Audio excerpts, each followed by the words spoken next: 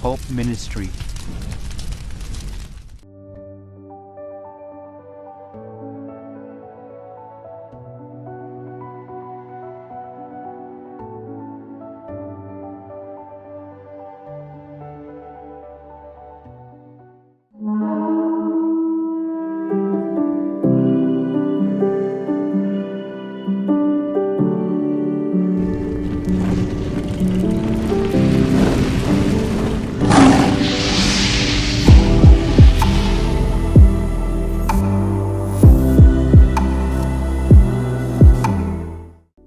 Praise the Lord, my whole family. I welcome you all once again on the YouTube channel of House of Praise and Evangelism, aka Hope Ministry. और मैं उम्मीद करता हूँ मेरी hope family का दिन अच्छा बीत रहा होगा। और आज जो पहली बार हमारे साथ आए, मैं आपका भी स्वागत करता हूँ। Thank you so much for coming, it means a lot. मैं आप सभी का स्वागत करता हूँ आज के स्पेशल अवसर पर। आज जो सरमन होने वाला है वो क्रिसमस स्पेशल होने वाला है। जी हाँ, सिर्फ नॉर्मल सरमन नहीं, आज हम प्रभु यीशु के बारे में जानेंगे, क्रिसमस के बारे में जानेंगे। Are you ready for that? But मुझसे पहले चाहूंगा हम अपनी आंखों को बंद करें, परमेश्वर के पास चलें और इस सभा को उसके चरणों में रखें। आइए अपनी आंखों को बंद करें। धन्यवाद के साथ आपके निकटतम आते पिता परमेश्वर, आपने जीवितों के बीच में रखा प्रभु, ये अवसर दिया कि हम एक मन इच्छित होकर आपकी प्रभु आराधना कर सके प्रभु, आपके वचन को समझ सके प्रभु, वचन का मन्ना पा सके और तृप्त हो सके। आज जितने भी यहाँ पर आए हैं प्रभु, पवित्र आत्मा इनको लेके आया। ये ऐसे ही गलती से नहीं आए प्रभु, रैंडमली नहीं आए।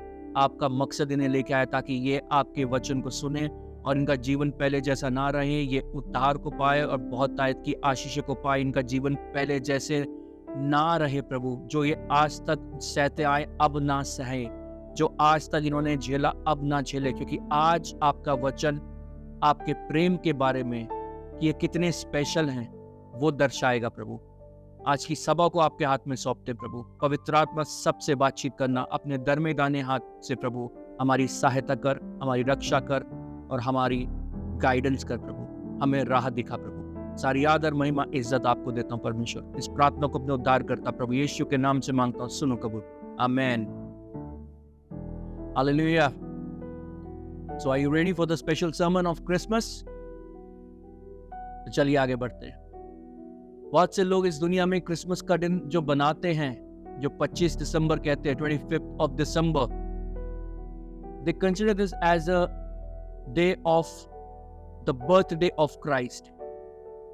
बहुत से लोग ये the majority of the people celebrate this day as the birthday of Christ, which is true, ये सत्य है, लेकिन वो वहां तक सीमित रह जाते हैं। क्या मतलब है क्रिसमस का? But are we aware of the fact that what is the reason behind the Christmas, why Jesus was born, what is the real meaning of Christmas? परमेश्वर ने जगत से ऐसा प्रेम किया कि अपने इकलौता पुत्र दे दिया, और ये वचन में लिखा यूहन्ना 3:16 में कि ताकि जो कोई प्रभु यीशु पे विश्वास करे वह नाश न हो परंतु अनंत जीवन पाए। और ये किस लिए हुआ? संसार में मनुष्य शैतान के द्वारा डिसीव हुए जा रहा था। शैतान की चालाकियों में, उसके झूठ में और पापों की बंधुआई में कैद हो गया था। वो एक ऐसी बेड़ियों में जकड़ा हुआ था, चाहे वो उसके पाप की थी, वो उसके अहंकार की थी, वो उसकी बीमारियों की थी, वो उसकी टेम्पटेशंस की थी, और उससे छूट नहीं पा रहा था, उसका गुलाम हो गया था। मनुष्य दास हो गया था पाप का, और परमेश्वर ने ये देखा, उसका मन भराया और उसने अपने एक लौते प्रिय पुत्र को ये अधिकार और ये रिस्पॉन्सिबिलिटी दी कि संसार पे आए और हमारा उद्धार करे। प्रभु यीशु मसीह परमेश्वर का पुत्र हमारा न्याय करने नहीं आया था कि हम पाप में डूबे थे, वो हमें दंड की आज्ञा देने नहीं आया था। वो हमारे को पाप से छुड़ाने आया था, वो हमारे को शिफा देने आया था, वो हमारे को चंगा करने आया था, वो हमारे को अनंत जीवन देने आया था। आपको ये चीज समझना पड़ेगा मेरे प्रियो कि क्रिसमस सिर्फ प्रभु यीशु के जन्म का दिन नहीं है, वो परमेश्वर की योजना दर्शाता कि परमेश्वर ने जो भी किया वो किस लिए किया। परमेश्वर का हमारे प्रति संबंध दर्शाता है। एक परमेश्वर का मनुष्य के रिगार्डिंग दया, प्रेम, अनुग्रह ये दर्शाता है। अब प्रभु यीशु को जिसने पाया वो स्वतंत्रता को उसने पाया है। प्रभु यीशु को पाने के बाद आपका जीवन पहले जैसे ना रहा, और ये सत्य है। Now the question arises, why God did this for us? परमेश्वर ने ये हमारे लिए क्यों किया, और हमने क्या किया ऐसा परमेश्वर के प्रति, परमेश्वर के लिए या यीशु मसीह के लिए कि हमने ये चीज पाई। और इसी के रिगार्डिंग मैं चाहूंगा हम परमेश्वर के वचन में चले। मेरे साथ निकालें पहला यूहन्ना उसका 4 अध्याय और उसकी 9वीं और 10वीं आयत। और वचन कुछ इस प्रकार कहता है, जो प्रेम परमेश्वर हमसे रखता है वह इससे प्रकट हुआ कि परमेश्वर ने अपने एक लौते पुत्र को जगत में भेजा है कि हम उसके द्वारा जीवन पाए। प्रेम इससे नहीं कि हमने परमेश्वर से प्रेम किया, पर इसमें है कि उसने हमसे प्रेम किया और हमारे पापों के प्रायश्चित के लिए अपने पुत्र को भेजा। हालेलुया, कहिए आमेन। वचन यहाँ पर साफ स्पष्ट शब्दों में कह रहा है मेरे प्रियो कि परमेश्वर ने हमसे प्रेम किया, अनकंडीशनल लव किया, एक ऐसा प्रेम जो एक मनुष्य नहीं कर सकता। परमेश्वर ने अपने एक लौते पुत्र को भेजा ताकि वो हमें बंधुआई से छुड़ाए, शैतान की चुंगल से छुड़ाए। हम मृत्यु के दास हुए जा रहे थे, पाप का अंत मृत्यु होता है और हम मृत्यु में जा रहे थे, अधोलोक में जा रहे थे। और परमेश्वर ने अपने प्रेम के तहत ये किया कि उसने अपने एक लौते पुत्र को इस संसार पे भेजा ताकि हमें पाप से छुड़ाए, हम उद्धार पाएं, हम अपना जीवन पाएं, हम पवित्र आत्मा पाएं। Understand this. बदले में हमने क्या किया परमेश्वर के लिए? कुछ भी नहीं। ये सौगात जो हमको मिली है मेरे प्रियो, माय फैमिली, ये परमेश्वर ने हमें एज अ गिफ्ट दी है and we need to appreciate that. परमेश्वर के पुत्र यीशु मसीह ने इस संसार में आकर ये साबित किया कि वो जब राजाओं का राजा था, वो एक महान परमेश्वर का पुत्र है। उसके बाद उसने एक मामूली इंसान की तरह इस संसार में जीवन व्यतीत किया। वो आपके और हमारी तरह जीवन में चला, इस संसार में चला, प्रचार किया, पापियों को उसने छुड़ाया। प्रभु यीशु मसीह पापियों के लिए आया, सिर्फ जो पाप से मुक्त थे उनके लिए नहीं आया। यदि कोई पाप में था और भटक रहा था, परमेश्वर ने चाहा कि वो छुड़ाया जाए, परमेश्वर से संगति करे, परमेश्वर के प्रेम को जाने। और इसलिए प्रभु यीशु मसीह ने हमें चुना। प्रभु यीशु मसीह जो पिता और हमारे बीच में एक मीडिएटर है, एक बिचौला है, एक जरिया है, एक लौता एक रास्ता है कि हम परमेश्वर तक पहुंच सके। प्रभु यीशु मसीह के द्वारा ही आज आप और हम ये अधिकार पाते मेरे प्रियो कि हम परमेश्वर को हे अब्बा, हे पिता कह सकते हैं। हम परमेश्वर से संगति कर सकते हैं। यदि हम बाइबल में पुराने नियम में देखें तो परमेश्वर को किसी ने नहीं देखा था, और यदि कोई परमेश्वर को या उसकी प्रेजेंस को अगर देख भी लेता था तो भयभीत हो जाता था या मर जाता था। सिर्फ यीशु मसीह की वजह से हमने वो अधिकार पाया कि हम परमेश्वर को महसूस कर सके, परमेश्वर को देख सके आत्मा में। जब हम प्रार्थना करते हैं तो हम अपने दर्शनों को देखते हैं, हम ऐसी चीजें को देखते हैं जो बयान नहीं कर सकते। वो किसकी वजह से होता है? वो परमेश्वर के अनुग्रह की वजह से होता है। जब यीशु मसीह ने सारे पाप हमारे अपने ऊपर ले लिया और क्रूस पे चढ़ गया और सब कुछ पूरा कर दिया, एक बार उसने अपना लहू बहाकर हमारे लिए बलिदान दे दिया, हमें खरीद लिया, तभी हम परमेश्वर को आज महसूस कर पाते हैं, परमेश्वर से हम मांग पाते हैं, हम परमेश्वर से आज जैसे भी बात कर सकते हैं। यदि हम प्रार्थना करते हैं प्रभु तू दे दे, ये तू बोलने का अधिकार भी हमें यीशु मसीह के द्वारा ही मिला। यदि यीशु मसीह नहीं होता तो परमेश्वर को हम ये अधिकार हम नहीं ले पाते परमेश्वर से अधिकार, हम नहीं महसूस कर पाते परमेश्वर को, क्योंकि परमेश्वर अति पवित्र है और पाप का उसका कोई लेना देना नहीं है। जहां पाप है वहां परमेश्वर नहीं है, लेकिन यीशु मसीह के द्वारा ही हम पापियों का उद्धार हुआ। परमेश्वर ने अपने पुत्र को भेजा कि वो सारे पाप अपने ऊपर ले ले, ताकि परमेश्वर और मनुष्य की संगति हो सके। धन्यवाद की भेंट चढ़ाइए मेरे प्रियो कि प्रभु यीशु ने जो उपकार किया वो कोई नहीं कर सकता था। कौन करता है ऐसा प्रेम, मुझे बताइए जरा। क्या हम प्रेम कर सकते हैं? हम अपनों के लिए कुर्बानी दे सकते हैं? क्या आप अपने शत्रु के लिए कुर्बानी दे सकते हैं जिसे आप जानते भी नहीं? प्रभु यीशु ने सबको एक समान समझा। जो पाप में डूबा था उसके लिए उसने प्राण दिए। जो कहता था कौन परमेश्वर, उसी को उसने छुड़ाया। जो परमेश्वर को जानता नहीं था उसी को परमेश्वर के समीप लेके आया। We need to be extremely thankful to Jesus for that. Hallelujah. अब मैं चाहूंगा कि हम प्रभु यीशु के जर्नी के बारे में जानें। ये तो हमने पता कर लिया, ये तो हम जान गए कि क्रिसमस सिर्फ परमेश्वर के पुत्र का जन्म का दिन नहीं है। उसके पीछे एक मकसद था, वो वादा था जो वो हमारे से कर रहा था, कि वो हमारे को बचाना चाहता था। अब प्रभु यीशु ने वो वादे कैसे पूरे करे, अब उसके बारे में जानते हैं।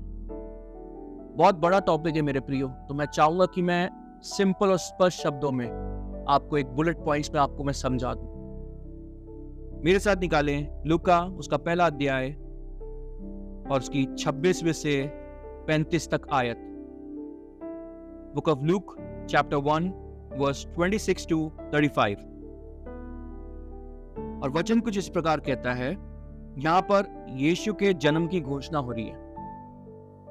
6वें महीने में परमेश्वर की ओर से जिब्राइल स्वर्गदूत गलील के नासरत नगर में एक कुंवारी के पास भेजा गया, जिसकी मंगनी यूसुफ नामक दाऊद के घराने के एक पुरुष से हुई थी। उस कुंवारी का नाम मरियम था।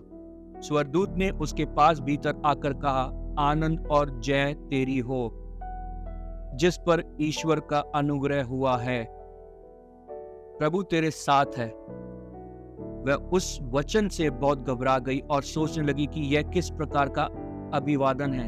स्वर्गदूत ने उससे कहा, हे मरियम, भयभीत ना हो, क्योंकि परमेश्वर का अनुग्रह तुझ पर हुआ है। देख, तू गर्भवती होगी और तेरे एक पुत्र उत्पन्न होगा, तो उसका नाम यीशु रखना। वह महान होगा और परम प्रधान का पुत्र कहलाएगा, और प्रभु परमेश्वर उसके पिता दाऊद का सिंहासन उसको देगा, और वह याकूब के घराने पर सदा राज्य करेगा, और उसके राज्य का अंत ना होगा। मरियम ने स्वर्गदूत से कहा, यह कैसे होगा?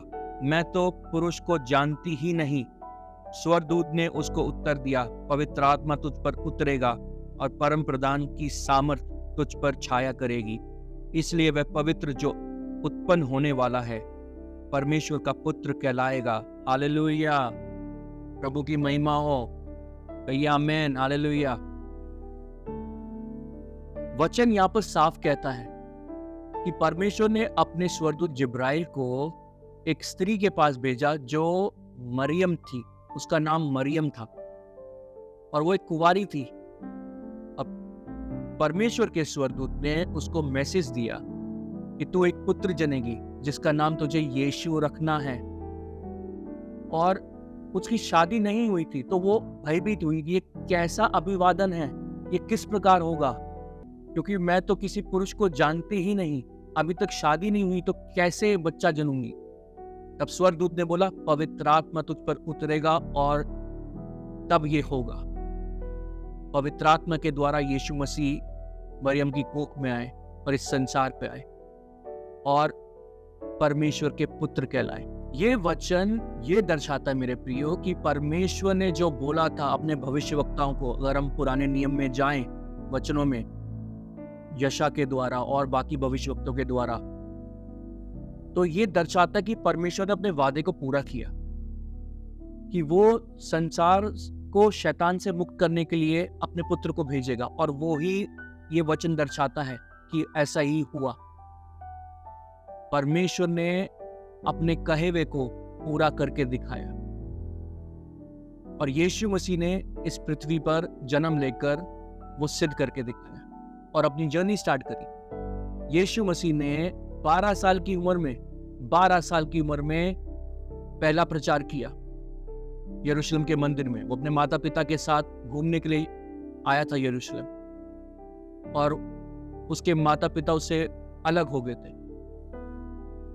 उसके माता पिता यूसुफ और मरियम को लगा कि यीशु उसके साथ है जब वो लौट रहे थे वापस, लेकिन यीशु यरूशलेम के आराधनालय में ही रह गया था। और जब वो वापस आए 3 दिन बाद तो यीशु को वहीं देखा। 3 दिन तक यीशु प्रचार करता रहा उस आराधनालय में एक बच्चा होकर। यीशु मसीह फिर धीरे धीरे बड़ा हुआ और उसने बपतिस्मा लिया।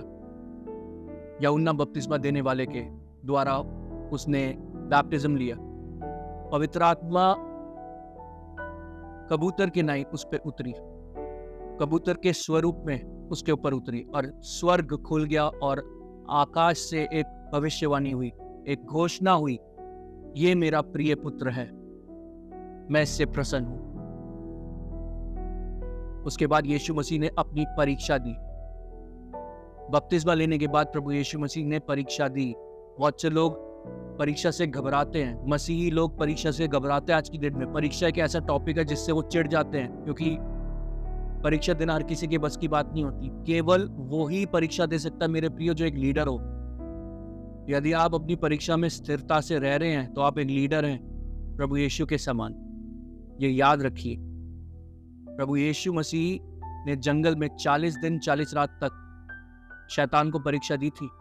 वो भूखा था, प्यासा था और शैतान ने सबसे पहले उसको टॉर्चर किया कि यदि तू परमेश्वर का पुत्र है तो इस पत्थर को बोल कि ये रोटी बन जाए।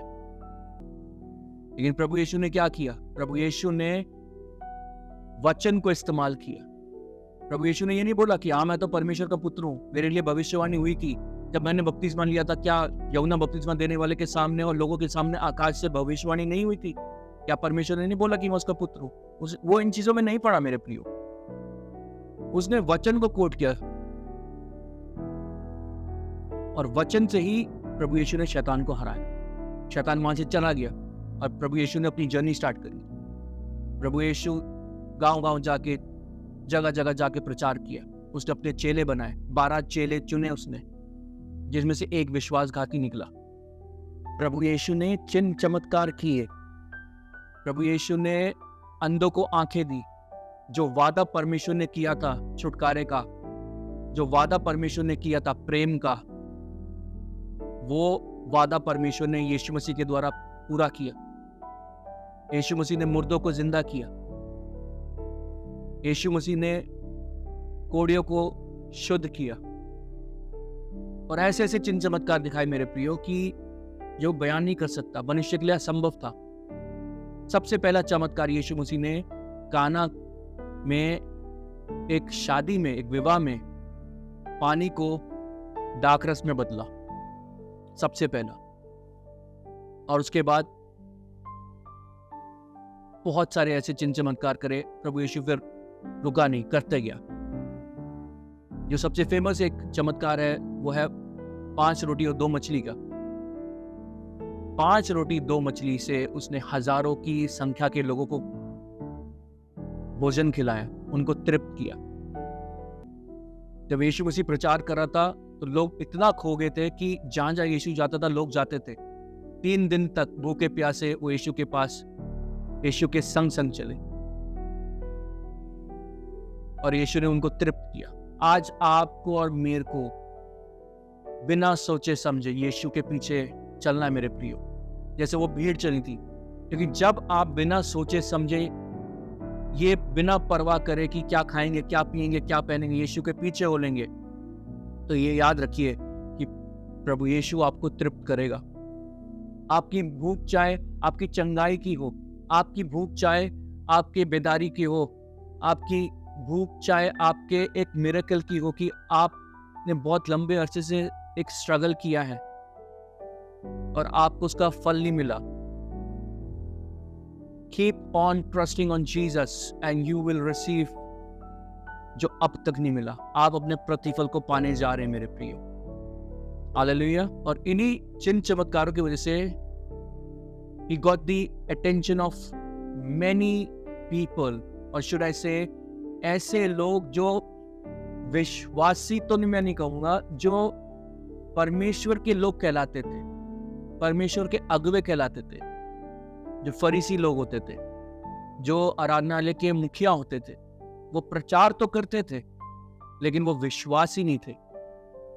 और उनको ये चीज बर्दाश्त नहीं हुई कि ये कौन मनुष्य जो हमसे ज्यादा चिन्ह चमत्कार करता है और किस अधिकार से करता। उन फरीसियों ने पूछा प्रभु यीशु से, तो किस के अधिकार से ये चिन्ह चमत्कार करता है?